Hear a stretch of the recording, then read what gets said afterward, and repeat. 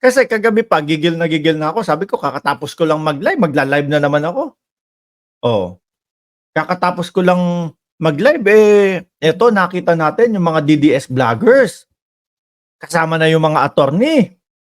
Si Roque, oh, si Trixie Angeles, mga kababayan, ibang klase. Eto mga bossing ha, 11 days ago, na-i-vlog ko na po yan, mga kababayan, na hindi matatapos ang buwan na ito or siguro it takes like 1 week to 2 weeks, masususpende din. Magkakaroon ng preventive suspension si Baste. Sino po yung nakatunghay dito noon? 11 days ago, na-i-vlog na ho natin yan, mga kababayan. Kasi kita naman natin sa senaryo ho Ano? Yung 40 kapulisan, na-relieve ho iyon, mga kababayan, dahil po sa laban kontra droga diyan sa Davao. Isa na din po sa titignan dyan at gusto nilang imbestigahan, mga boss, chief amo, sir, bakit sa 3 araw, 7 o 8 ang tegi agad? Yun po yung gustong imbestigahan dyan. So sabi ko, kung etong mga sumunod doon sa nag-utos, nasuspinde, what more? Yung nag-utos mismo. Yung nagbuka ng bibig na laban tayo sa droga, ganito, ganyan. Ngayong araw, sinasabi ko na, balik ulit ang laban kontra droga, mga kababayan. So ngayon nga, isa din po, mga bossing, yung kumbaga, wala na tokhang-tokhang wala na tokhang-tokhang. Tapos ipinatupad ni Baste. Pero, mga kababayan, yun po ang dahilan kung bakit masususpinde si Baste Duterte. Nakakalungkot lang pong isipin, mga bossing, na yung mga lawyer pa nagmumukha tuloy mga eng-eng. Yung mga lawyer pa ang nagtutwist kung bakit daw masususpinde. Aba, ang galing, mga kababayan. Hindi ba alam ni Roque yon? Kapag tinatanong naman natin, ayaw naman nilang sabihin. Hindi nila yung mga vlogger na yung mga vlogger na DDS, iniiwas nilang matanong sila nun. Di ba? Ang pinamumukha nila, dahil daw po sa mautog, kaya masususpindi si Baste Duterte. Nakakatawa kayo. Nakakatawa kayo. Ang lakas nyong magsigawan na bayaran kami, yung mga sumusuporta sa gobyerno, ang lakas nyong magsigawan. Sigaw kayo, bayaran yung mga yan kaya ganito ganyan Pero hindi nyo masabi kung ano yung talagang kung ano talaga yung katotohanan para masuspindi itong si Baste Duterte. Ang pinalalabas nyo dahil dyan sa mautog. Ang pinalalabas nyo, sinisikil na naman ng gobyerno. Yung inyong yung inyong tawag dito? Yung inyong karapatan. Gon Ryan Almine ba ho ba yan? O Almine. Mark, pa-shoutout naman sa vlogger, maski lang pinagna. Kapatid ni Badat Bay. O bakit hindi nyo masabi kung ano talaga yung dahilan? Bakit pag tinatanong kayo sa live ninyo, iniiwasan nyong sagutin? Di ba? O sige nga, kung may matapang dyan na vlogger ng DDS, anuhin nyo nga, tawag dito, i-content nyo na kung bakit hindi dahilan yung laban kontra droga para masuspende si Baste. Ayan. Kasi paulit-ulit sila mga kababayan. Si Trixie Angeles pa, isa pa. Lawyer sabi doon. May nagpasa sa akin noon Parang umattend ba si Baste sa Maisog? Check. Hindi. Nandito yan Umattend ba si Baste sa Maisog? Check. Tapos si Baste ba ay nagsasalita sa Maisog? Check. Oh, yun daw po ang mga basehan, mga kababayan. Biruin mo lawyer ha, lawyer. Oh, nandito yun, makikita ko ho iyon mga bossing. Makikita ko yun, Oh, eto. Kasi naman picture ni Max Alvarado kalat na kalat, Oh, eto, may nagkomento sa atin ho, may nag-send. Is Mayor Baste going to be suspended? Ayan, ayan.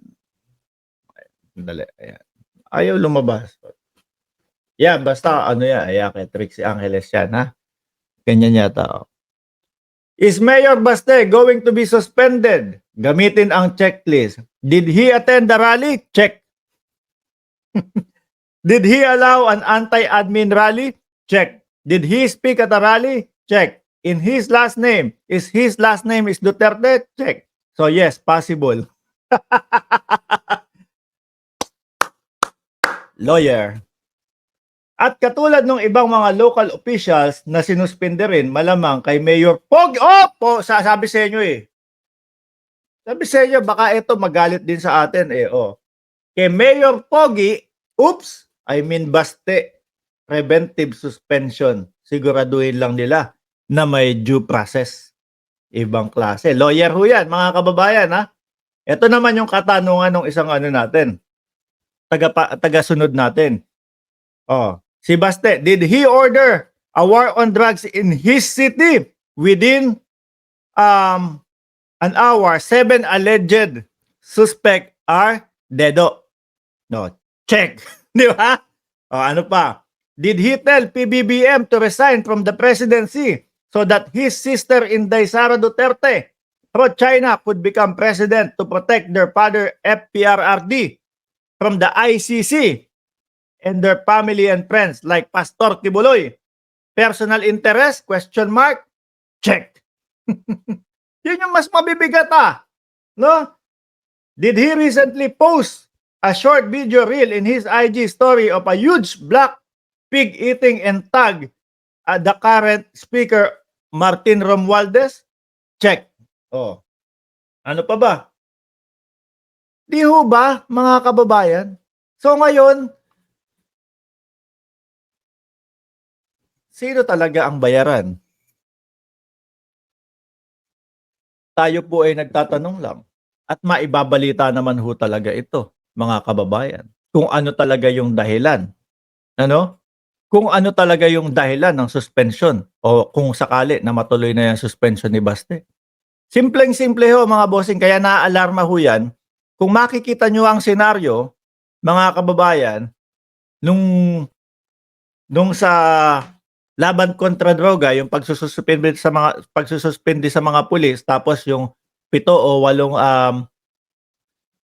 tegi agad, alam nyo na ang patutunguhan Di ho ba? Alam na ang patutunguhan Kaso bakit ganito? Anyari sa inyo? Mausog, paulit-ulit kayo, kinatatakutan yung mautog nyo. Sino matatakot sa ka-40 na lang ang uma-attend? Yung New York nyo, nakisali pa kayo. Yung New York nyo, gusto nyong pagmukain na rally ninyo yun. Pero ang katotohanan, kayo lang yung nakisali. Singit lang. Di ho ba? Grabe naman iyan. Para naman gusto nyong sabihin na ang Pilipino, obob, kaya mapapaikot natin yan. Wag namang ganyan. Mga kababayan natin ho yan. Ano po, mga lawyer kayo. Mas magagaling kayo sa amin. Bakit parang hindi nyo alam kung ano yung talagang kung ano talaga yung dahilan, bakit posibleng masuspende si Baste Duterte? Harry Roque, nagsisigaw dun, Nagsisigaw si Harry Roque. Kasi po sa maisog, ganun daw. Speaking of Harry Roque, eto mga DDS kayo Kapag hindi nyo sinunod si Harry Roque, magtatampo yan, matampuhin pa naman yan. Di ba? Ano ang sabi ni Harry Roque? Magtirik daw ng kandila. Kailangan yung sundin yun. i-post ninyo sa mga social media ninyo kung ano ang ginawa nyo ng 6:00 ng gabi. Pagsapit daw ho ng 6:00 ng gabi, mga kababayan, magtirik daw ho ng kandila. Sabi ko, okay, para saan? Siguro ipagdadasal ang mga Duterte. Sabi ko naman, lubos-lubosin nyo na. Since si Roque ang nag-utos nung pagtirik ng kandila, syempre promotor siya. Lagay mo na yung picture ni Roque dyan sa harap. No, dahil ikaw yung promotor, kumbaga kasama na sa dasal. Tapos sabay tirika mo ng 2 kandila doon sa harap. Di ho ba? At least hindi lang parang, ay kandila lang. Hindi na magtatanong yung tao na makakakita nun. Ano kaya ibig sabihin ng kandila na yun? Bakit kaya nakatirik sila ng kandila? May picture. So, pag nakita yung picture, inutos ni Roque para ipagdasal yung mga Duterte. Di ba? Para hindi ho kayo magutom habang nagtitirik kayo ng kandila at nag-aabang doon, lagyan nyo na po ng mga prutas sa harap. Di ho ba? Lagyan nyo na ng mga prutas, nandyan yung apple, salpak nyo sa bibig. Ay! Hindi. Lagay nyo lang doon sa lagay nyo lang sa plato. Yung apple, yung ubas, ano pa ba? Pongkan, orange, ano pa? Dalandan, lahat ng prutas pwede nyo ilagay doon sa harap. At para hindi na din po kayo gutumin talaga, lagyan nyo na ng kanin at ulam sa gilid. Ilagay nyo yung lahat sa harap. No? At least, kumpleto kayo. Lagyan nyo na din ng tubig. Minsan dati yung sa amin, yung sa lolo ko, ang nilagay, kasi manginginom yun, nilagyan ng ng pale pilsen na beer. Yun. Diba? Lagyan nyo na din ng pale pilsen na beer. Ganun sa lolo ko dati. Ano po? Pagkagaling namin doon sa padasal, habang nagpapadasal ho, mga kababayan. Ano ba yung mga naiisip kasi nitong mga ito? Yung isa, si Jason may naiisip sa 15. No remittance day daw ho, mga kababayan. Sabi ko, tanda-tanda na nito, ang jumojologs, No remittance day. Siguro naman yan, lalo na yung mga DDS na nasa ibang bansa. Ang gagawin lang naman yan, iuusog yung araw. Di ba? Hindi nga 15 o hindi 17 magpapadala. Hindi sila magpapadala ng araw na yun. Pero sa isang araw magpapadala. Ano ba naman yun? Ang daming kajulogsan na mga naiisip nitong mga ito. Ito naman si Roque, magtirik ng kandila. Lagyan nyo na ng picture dahil siya nga ho yung promotor. Lagyan na din ng mga prutas, pagkain. Lagyan ng beer. Sa langit wala ang beer.